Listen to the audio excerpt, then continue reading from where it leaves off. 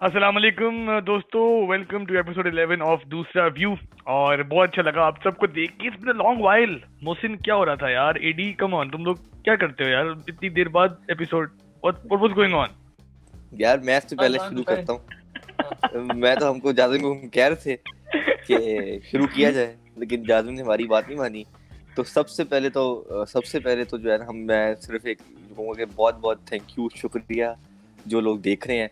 और हमारे 1000 सब्सक्राइबर्स हो गए हैं, तो जो लोग देख रहे हैं और फिर कमेंट्स में फीडबैक भी देते हैं, उनके लिए थैंक यू सो मच। और प्लीज़ अपना इसी तरह देखते रहें, अपने कमेंट्स देते रहें। जहाँ हम कोई गलती कर रहे हैं, जहाँ हम आपको अपनी कोई इनपुट देना चाहते हैं, ज़रूर दें। तो थैंक यू वंस अगेन और शुक्रिया। ओके, सो मोहसिन, ये हमने एक स्पेशल इसके ऊपर ज़ाहिर है हमारे जो नाजरीन हैं, व्यूअर्स हैं, जो कुछ रेगुलर व्यूअर्स अब बन गए हैं, उनसे हम जो है वो इसके हवाले से बात हम करेंगे वीडियो के एंड में कि कैसे हमारा जर्नी एंड ऑल दैट गुजरा। लेकिन just come back to this fantastic cricket season that we have कि यार चलो कोविड का सिलसिला तो जारी है, लेकिन कम से कम क्रिकेट अब रिज्यूम हो चुकी है। और क्रिकेट बगैर किसी तातुल के, बगैर किसी मिसहैप के एक सीरीज कंडक्ट हो चुकी है। पाकिस्तान भी वहाँ पे बैठा है इंग्लैंड में सीरीज अपनी कंडक्ट करने के लिए। वेस्ट इंडीज और इंग्लैंड की सीरीज अभी खत्म हुई, बड़े सिंटिलेटिंग दोनों मैचेस थे, उस पर बात करेंगे आज हम। और फिर कुछ खबरें हैं इंटरनेशनल क्रिकेट से आगे के स्केड्यूल की, उस पर बात करेंगे। सबसे पहले वेस्ट इंडीज इंग्लैंड की सीरीज। मोहसिन, अब क्या बिल्कुल। कहोगे यार? आई थिंक बेन स्टोक्स यार, दिस सीरीज तो belongs to that guy. Return of international cricket post pandemic era, उस सारे के ऊपर जाने से पहले बहुत ज़रूरी है अदनान से एक बात करनी। अदनान, मैं और जाज़म आपसे बहुत बार बात कर चुके हैं इस हवाले से। हम कहते हैं आपको लाइटिंग का, बैठने का, तो इस बार मैं चाहता हूँ आप सारे व्यूअर से वादा करें कि आइंदा आप कभी गंदी लाइटिंग में नहीं आएंगे। व्यूअर से वादा करें प्लीज। इंशाल्लाह। वेस्ट इंडीज वर्सेस इंग्लैंड पहली सीरीज थी, एज यू ऑल नो। और क्या सीरीज थी, क्योंकि इतने अजीब तरीके से खेली गई थी एम्प्टी ग्राउंड्स में, और बिल्कुल आदत नहीं इंग्लैंड के ग्राउंड एम्प्टी देखने की है। पहले मैच से बात करते हैं, जो मैच से पहले हुआ था scene, because of the current events जो हुए थे, black lives matter and everything, उसके ऊपर जो रिस्पेक्ट दी गई थी। और उसके बाद जिस तरीके से मैच खेला गया था, Ben Stokes was captaining the side और जेसन होल्डर दूसरी साइड पे थे। The battle of the allrounders, कौन बेहतर ऑलराउंडर था। और उस मैच में जेसन होल्डर ने दिखा दिया कि वो दुनिया में अनडिनाइबल है इस वक्त। तो आप लोगों को क्या याद है उस मैच के बारे में? दूसरे मैच के ऊपर बाद में आएंगे, रिसेंट था, लेकिन पहले मैच के ऊपर आप लोगों को क्या झलकें याद है उसकी?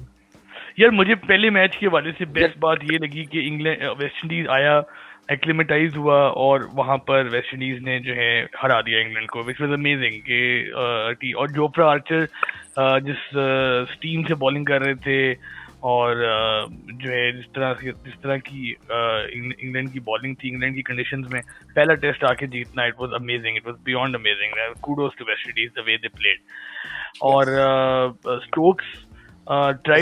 Tried well. कैप्टनसी जो है डेफिनेटली एक नया एक्सपीरियंस है बेन स्टोक्स के लिए, लेकिन आजकल बेन स्टोक्स जिस चीज को भी वो इंसान हाथ लगाते हैं, एवरीथिंग बिल्कुल टर्न्स टू गोल्ड। बिल्कुल गोल। So the way the team lost, but Ben Stokes he definitely he was shining throughout the series, and the second बेशक test match बेशक। he showed that at the moment in cricket second test match Ben में आते हैं, Stokes जाजिम, can that do was some anything. Incredible stuff definitely. Adnan, पहले test match के हवाले से स्टुअर्ट ब्रॉड नहीं खेले थे और यार जो रूट भी नहीं खेले थे, the captain of the England test हाँ, स्क्वाड।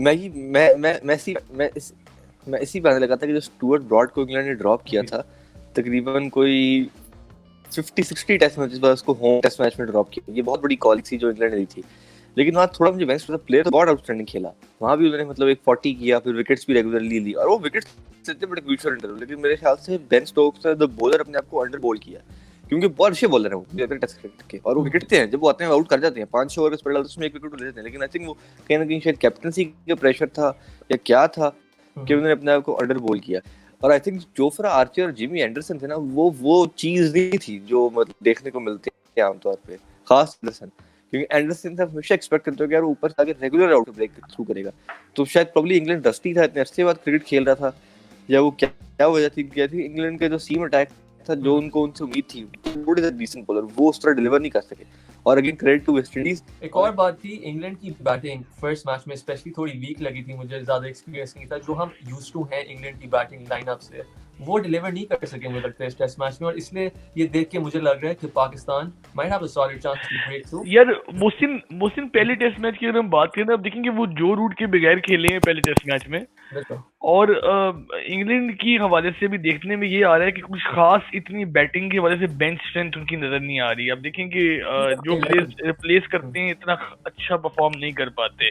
अब एक तरह के प्लेयर उन्होंने, कॉम्बिनेशन का भी थोड़ा सा उनको इशू है। ऑली पोप और जॉस बटलर दोनों साइड में खेल रहे हैं। और मेरे ख्याल से जो उन्होंने कॉम्बिनेशन दूसरे टेस्ट में फिर बनाई पहले टेस्ट से सीख के, अगर वो कॉम्बिनेशन पाकिस्तान के खिलाफ भी अगर खेलेगी तो लीथल साबित होगी, क्योंकि उसमें सैम करन भी हैं जो नीचे से क्रूशियल रन्स आपको करके देते हैं और बॉल को स्विंग और सीम दोनों करते हैं at not so medium pace, but it's good enough, it's swift bowling जो है ना उसके ऊपर। तो ये खतरनाक खिलाड़ी हो सकते हैं।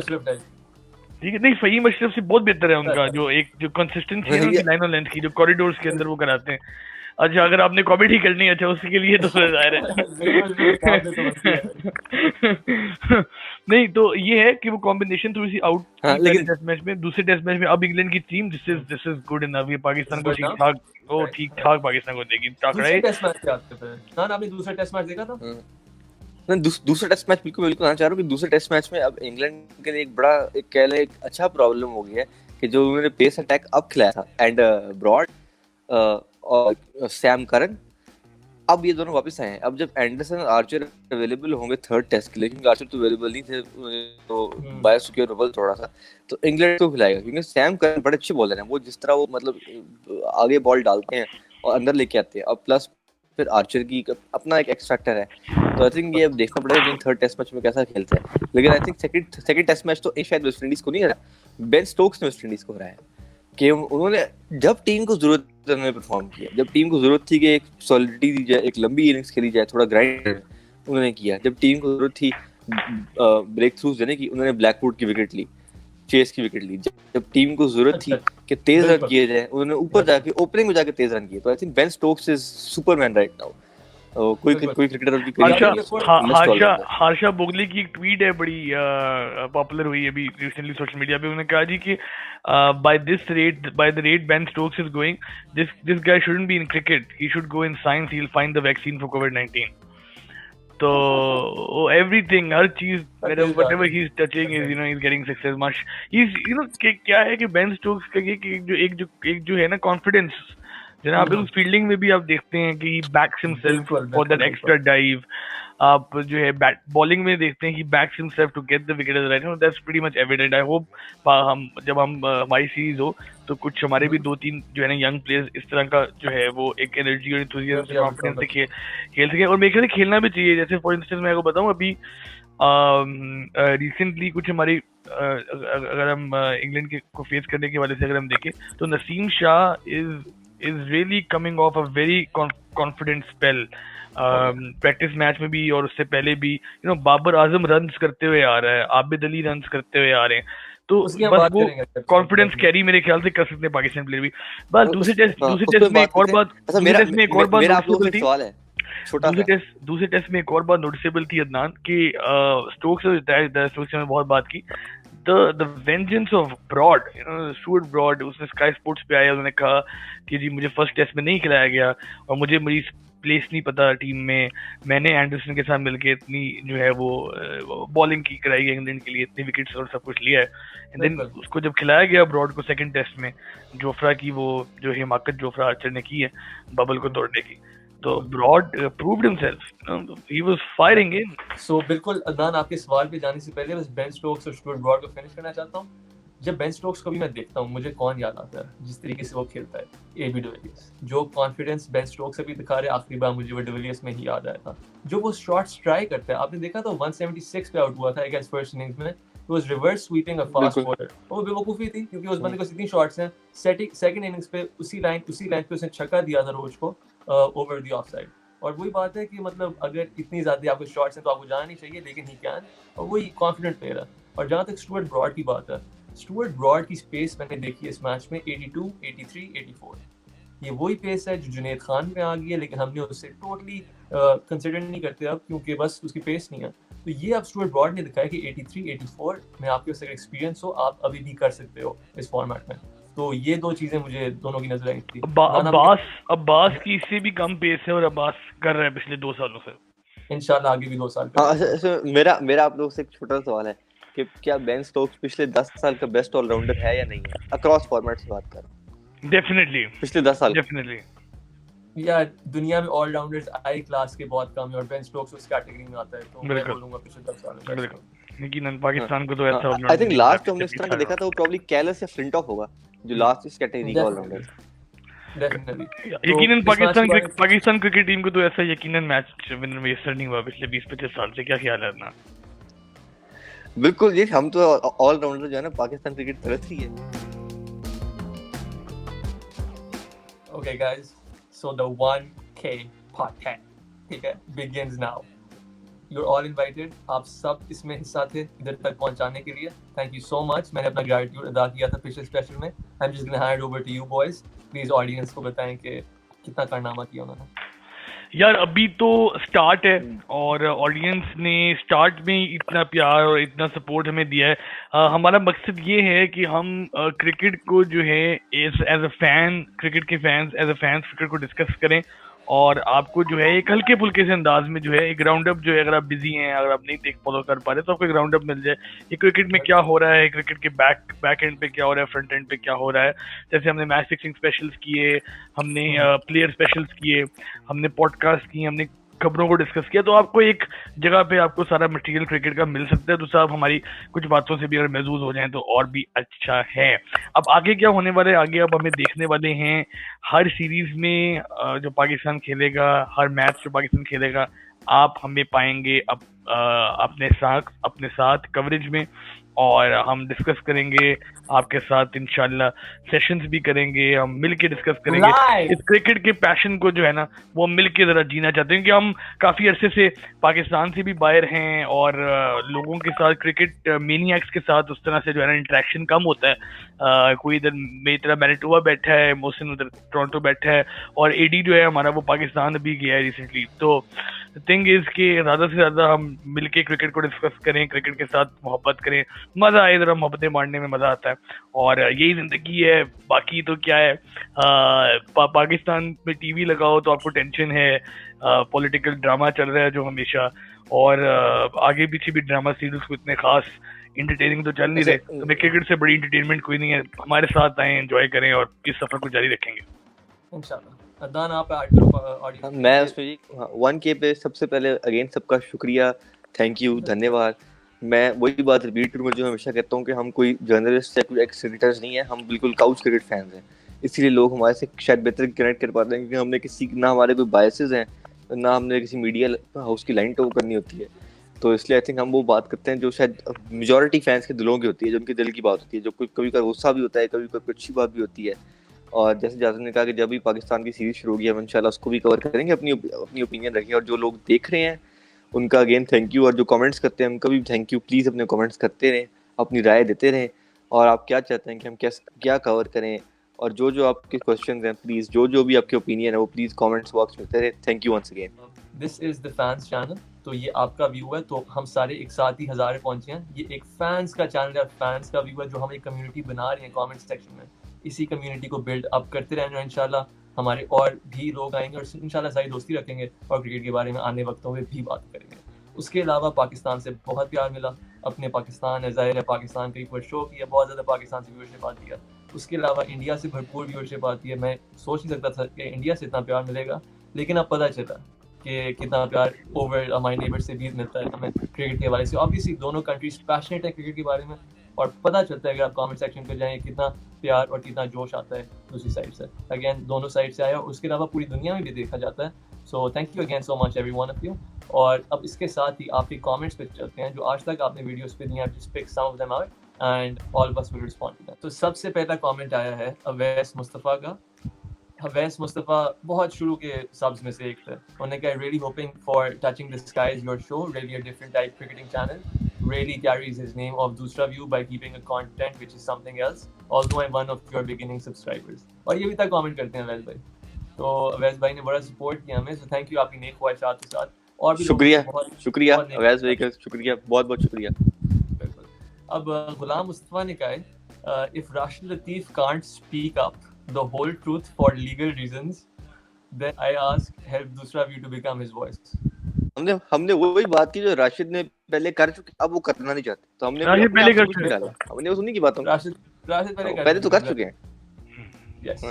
और एक और इंडिया से कमेंट आया है वेदांत मेहरा का, great work guys, takes a lot of guts and research, you guys are debating issues everyone wants to hide, so kudos for that. 100 India flag, respect from India। तो ये बोल रहे हैं कि हम उन चीज़ों को डिस्कस करें जो मीडिया में नहीं बात की जाती। आपको लगता है कि मीडिया फिर बात करता है मैच फिक्सिंग के बारे में? हम 2000 से देख रहे हैं क्रिकेट को, 99 से देख रहे हैं जहाँ तक मेरी याददाश्त है, 99 ठीक है। 2001 तक कुछ थोड़ा बहुत अखबारों में तो खैर सिलसिला जो है वो रहा, लेकिन जस्टिस कयूम रिपोर्ट की स्पेसिफिक्स को कितनी बार डिस्कस किया गया टीवी के ऊपर। ये बात क्लैरिटी नहीं जस्टिस कयूम रिपोर्ट के अंदर जो एलिगेशंस लगाई गई और जो एविडेंस प्रेजेंट किया उसको कितना डिस्कस, हमेशा बात ही की जाती है जस्टिस कयूम मैच फिक्सिंग। लोग कहते हैं यार जस्टिस कयूम की तो खुद अपनी क्रेडिबिलिटी क्या है, तो वो रिपोर्ट भी क्या होगी।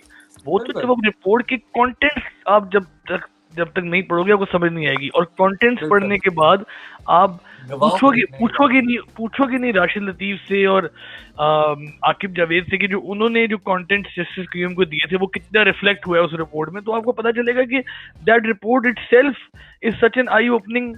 उसके अलावा जो उस रिपोर्ट में भी इवन के जो मस्का लगाया गया है, जो एक जो है वो प्लास्टर लगाया गया है, हाइड किया गया चीजों को, वो भी अगर सामने आया तो कितनी बड़ी तबाही हो सकती थी क्रिकेट के साथ। तो that is something which is never discussed in media, we want to discuss it so that the coming generation knows कि यार कि इस लेवल की गंदगी जो है वो हो चुकी है। लेजिस्लेशन आ रही है अभी देखिए, हम छोटे छोटे चैनल, अगर हमारा चैनल और बाकी लोग कुछ क्रिकेटर एक्स क्रिकेटर अगर अभी भी आवाज उठाते रहे तो देखिए हम लेजिस्लेशन आ रही है match fixing, things are going in that direction. हमारी आवाजों से ही आवाज मिलेगी तो बिल्कुल एक आवाज होता। आगे अगले कमेंट पे चलते हैं इंशाल्लाह। ये कामरान नईम ने दिया है और ये मेरा favourite, one of my favourite comments, like I would say top 2 और 3। अभा या कौन लोग है, क्या आवाजा है, पागल बना रहा है, हा हा यार ये कमेंट ना पहली वीडियो में था जो सिमुलेशन हमने ट्राई की थी और लोगों को समझ नहीं आई, बहुत सारे लोगों को समझ नहीं आई कि यार उनको लगा कि शायद असल अभी असल आमिर सोहेल बोलेंगे, वो असल में हमने जस्टिस कयूम रिपोर्ट पे जो उन्होंने डायलॉग बोले थे, हाँ डायलॉग्स जो बोले थे हमने, हम उन्होंने जो बोले थे जस्टिस कयूम के सामने जो रिपोर्ट के अंदर कोट एंड कोट है, हमने उसी को अपनी आवाज के अंदर जो है अपना वो किया, क्योंकि हमारे पास आवाज तो नहीं थी। अब आप यूट्यूब पे कैसे दिखाते हैं, यूट्यूब पे टेक्स्ट आप कभी भी नहीं पढ़ते, तो हम उसको आवाज नहीं उसको वो। अगले कमेंट में चलते हैं, मौजम फैसल, सही है, मौजम फैसल कहते हैं great dramatization, felt like it happened in front of me, good research on the topic, looking forward to more videos like that। Maujam भाई का शुक्रिया है देखने का। ठीक है, मुझे बस इधर एक वर्ड को ब्लैंक आउट करने की एक गाली थी, उसके अलावा इन्होंने कमेंट बड़ा अच्छा मारा था, इसके बारे में बात करते हैं। SSS ने कहा है good video bro but dash समझ नहीं लगती how if at all can a फ्रॉडिया बी सो डैश गुड।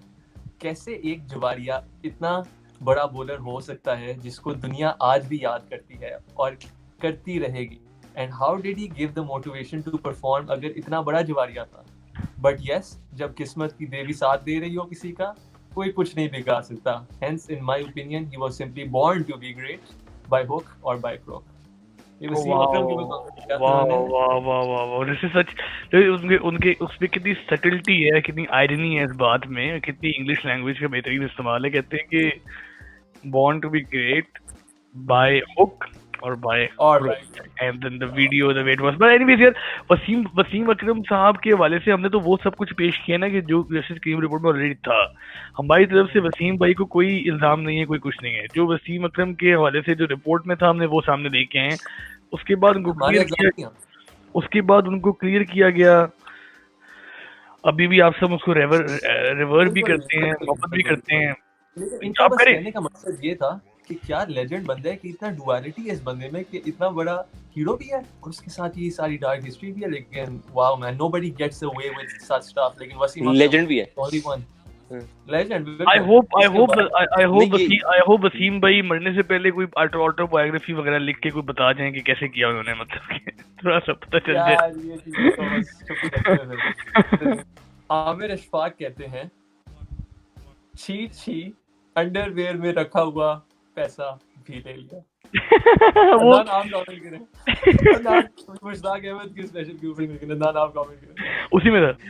मेरे पास तो अल्फाज नहीं है भाई, मुझे आप इससे कुछ कहें, मेरे पास तो कोई अल्फाज नहीं है कहने के। मैं कहता हूँ यार अंडरवेयर एक्स्ट्रा लार्ज साइज होगा।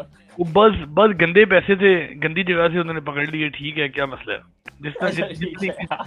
जितनी गंदगी पैसों में थी वो उतनी गंदी चीज में उनको मिले। अच्छा ठीक है, आगे चलते हैं। Aman Rastogi, your 500 subscriber, good work guys, keep it up. Aman भाई हमारे 500 सब्सक्राइबर थे और अमन शुक्रिया। रस्तोगी मेरे ख्याल से होगा इनका नाम ना, अमन रस्तोगी साहब, धन्यवाद आपका कि आपने जो है हमारी इस ट्रांसमिशन में शिरकत की, और आपका हम जो है ना आपसे हम संपर्क रखेंगे आगे भी, और उम्मीद करते हैं कि आपको जो है, आशा है हमारी कि आप हमें आगे भी देते रहें। अमन भाई ने बड़ा साथ दिया और माशाल्लाह इन्होंने हमें ईद मुबारक भी विश किया था ईद के टाइम पे, तो इनका सपोर्ट बहुत ज्यादा वैल्यूएबल है। अच्छा आगे चलते हैं। नहीं, हम उनके आभारन हैं, हम अमन भाई के आभारन हैं। बहुत बहुत धन्यवाद अमन भाई। बिल्कुल, बहुत बहुत धन्यवाद। अच्छा ये मेरा जो मैं कहता हूँ टॉप 2 और 3 comment, this is actually like number 1 I would say. ये है अतुल देशमुख से और वो कहते हैं, why do you unnecessarily cover your face with black box? Question mark. Anyway, Why do you do that, Mohsin? Why the hell do you do that, listen yaar? to this one. Jazim, listen to this one. Anyway, you can be easily tracked, so it's unnecessary. Why? ये सही कह रहा है बंदा। He's gonna track me out. He's gonna track me out. I'm scared. So, Mr. Atul, I'm looking at you. और ये सिर्फ होता है ड्रामेटाइजेशन के लिए, जैसे आप लोगों को पहले भी बताया है, जाज़िम आपको तो पता ही है, ये सिर्फ स्पेशल की वीडियोस में, उसके अलावा कहीं यूज़ नहीं होता। एंड इसको बहुत लोग वंडर करते हैं why, so I just want to mention that here too. Aamir Ashfaq फिर से कहते हैं, इनजी dubbing is incomplete without KKG and Miandad की डबिंग वाज हिलेरियस। इसके बारे में आप कमेंट करें। मियां दाद आप और क्या कहते हैं? मियां दाद मेरा फेवरेट है आपका। Oh, Miyadad, legend of Pakistan, Miyadad. Love him, absolutely. नहीं, Miyadad, the best batsman Pakistan ever produced till date. Oh Till yeah. date. माशाल्लाह। आगे तो NM कहते हैं, रिपोर्ट पढ़ने से अच्छा नहीं समझ आया, पर आपकी वीडियो से कयूम रिपोर्ट अच्छी सी समझ आई, ग्रेट जॉब, लव है ना, यही हम चाहते थे, यही तो ये जो मकसद था इन वीडियोस का, इस सीरीज का यही था, क्योंकि जिस तरीके से वीडियो दिखानी थी वो यही था। You were a witness in the court, you were part of, you were spectator in the court. तो उस लिहाज से आपको जो फीलिंग आई थी वही चाह रहे थे, वही आपको फीलिंग में, ताकि इजी हो अंडरस्टैंड करने के लिए, क्योंकि if you go and read the report itself, hundreds of pages, और मतलब गुड लक, मतलब बहुत ज्यादा डिटेल किसी को टाइम पता। प्लस अब देखो ना, आप अगर मैच फिक्सिंग लिखो तो आपको डिफरेंट सोर्सेज पे जाना पड़ेगा, उस कयूम रिपोर्ट के हवाले से भी लोगों ने कमेंट्स वगैरह हर चीज की हुई है, और जो कब वो सेटअप हुई है, एवरीथिंग आपको इसमें एक वीडियो में आपको जो है ना वो सारा कुछ मिल रहा है, एवरीथिंग प्लेयर बाय प्लेयर। जो हमारा मकसद था, वो मकसद किसी को डिफेम करना नहीं था, मकसद किसी की इज्जत छालना नहीं था, मकसद ये था कि कयूम रिपोर्ट में जो लिखा है, क्योंकि बहुत लोगों ने सुना जस्टिस कयूम की रिपोर्ट। नेक्स्ट कमेंट आता है हिट विकेट बाय रैम्पस से, I followed all your shows and really impressed by your work, but let me tell you, ये फिक्सिंग का कांड कभी खत्म नहीं होगा।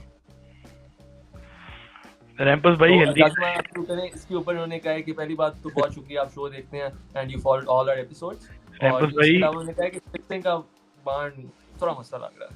रैम्पस भाई थैंक यू कि आप हमारा शो फॉलो करते हैं, हर एपिसोड पे कमेंट आपका आता है, हमें अच्छा लगता है पढ़ के।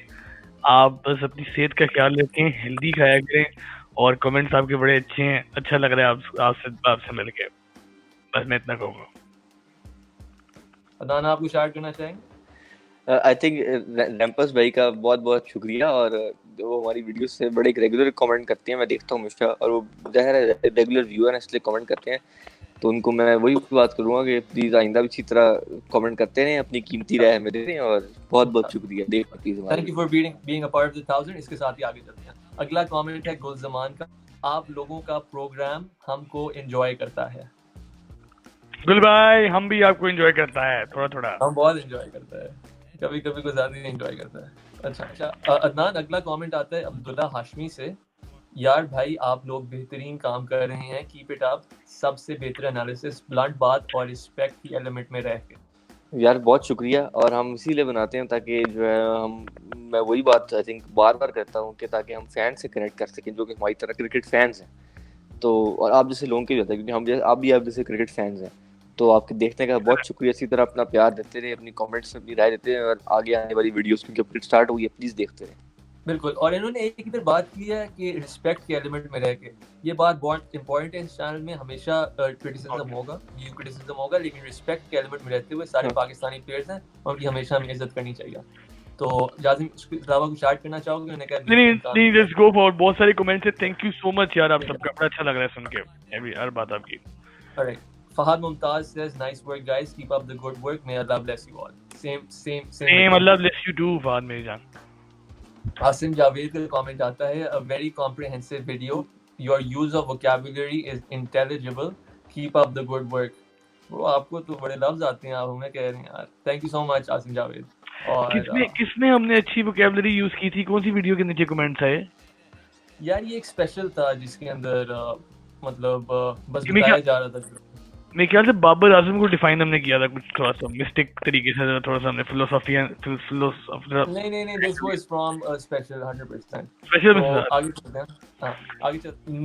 नीवो का कमेंट आता है, why blur your eyes like no one is going to know who you are, lol. Like this is the thing bro, this is the thing, you got understand, this is the thing. Specials देख रहे हो तो ये होगा, I am sorry. सही है, let's move on. Rashid Latif का जो हमने डॉन वाला पॉडकास्ट किया था स्पेशल्स के बाद, उसके अंदर अदनान के लिए कमेंट आया था A.Al मजरूई से। Adnan gives lovely comments. यार मजरूई साहब आप कौन है? क्या अदनान को बोले थे, अदनान को बोले तो फिर अदनान बताए। I hope Adnan you just give बहुत शुक्रिया है, थैंक यू। हां अदनान, मुझे लगता है बहुत शुक्रिया, बहुत जिन्होंने आपके इंस्टाग्राम और स्नैपचैट मांगा था, तो उसके हवाले से भी इन्होंने ये भी कहा था कि Adnan very cute, so I don't know what's going on. Oh my goodness, अल्लाह हौला वला कुव्वत। चेक कर ले अदनान, ठीक है। और स्नैपचैट इसका नहीं ये ज्यादा था आपकी आदत है। सो लास्ट कमेंट सारे इंक्लूड नहीं हो सके, कुछ ही इंक्लूड हैं, लेकिन होपफुली आप सबने एंजॉय किया होगा जो कमेंट्स आए। आखिरी कमेंट है दानिश वराइज का, और just like Aman he was kind enough to update everyone कि he is the 1K subscriber. तो उन्होंने कहा I am 1K subscriber of your channel. you my friend, you are respect bro. तो यही सीन है मेरी तरफ से। आपके कमेंट्स थे, आपके कमेंट्स प्यारे कमेंट्स, बहुत ज़्यादा प्यार मिला। उसके अलावा भी बहुत कमेंट्स थे, जो भी कमेंट्स करते हैं थैंक यू सो मच, क्योंकि ऐसे एंगेजमेंट होती है और बड़ा मज़ा आता है इस कम्युनिटी को डेवलप होते हुए देखते हुए। तो इंशाल्लाह आगे भी क्रिकेट के बारे में बात करेंगे, और बड़े स्ट्रॉन्ग ओपिनियंस आपके भी होते हैं और हमारे भी होते हैं, तो इंशाल्लाह इंटरेक्ट जरूर करेंगे। अल्लाह हाफिज़। इसके साथ ही अगले एपिसोड में जो पार्ट 2 होगा एपिसोड 11 का, उसके अंदर हम बात करेंगे आमिर सुहेल के बारे में जो उनका रिसेंट स्पेशल बना था, और फाइनली पार्ट 3 में हम बात करेंगे पाकिस्तान टूर टू इंग्लैंड की जो करंट सराउंडिंग जा रही है, जो एनवायरनमेंट जा रही है, टीम न्यूज़ वगैरह जो भी। और अगले पार्ट में भी कुछ थोड़ा सा बात करेंगे पाकिस्तान क्रिकेट के हवाले से, आमिर सुहेल से जो भी लिंक्ड चीजें हैं जितने भी, उस हवाले से। Okay guys, so there was the thank you episode, और इसके साथ हमने वेस्ट इंडीज की भी बात की थी। तो again thank you guys so much. और उसके अलावा इंशाल्लाह अब चैनल और ऊंचाई पे जाएगा, आप लोगों के लिए क्वालिटी साउंड के लिए एक माइक्रोफोन लिए, होपफुली आप लोगों को मज़ा आएगा आवाज़ सुन के, आप बेहतर आवाज़ के बारे में। उसके अलावा अदनान की लाइटिंग भी हो गया, और इंशाल्लाह अगली बार से हम वीकली पॉडकास्ट करेंगे, आप लोगों को पता चलेगा, एक कंसिस्टेंट हमें एक रिदम मिलेगा। एंड देन आप लोगों को जब आप देखते हैं आते हैं चैनल में नई वीडियो देखने, इंशाल्लाह आपको ज़रूर अपडेट मिलेंगी, या अगर आपने बेल आइकॉन को ऑन किया हुआ तो ज़रूर आप अपडेट होंगे। कंसिस्टेंसी इसकी, एंड इंशाल्लाह हम इस बात को रियलाइज़ करेंगे। तो इसके साथ ही thank you so much guys, and आप लोग please audience subscribe, bell icon. Thank you so much, please subscribe, please subscribe. Alright guys, so if you like the comments, if you like us reading them out, hit that thumbs up and do subscribe. Let's get to the next milestone. So until next time, take care of yourself and assalamu alaikum.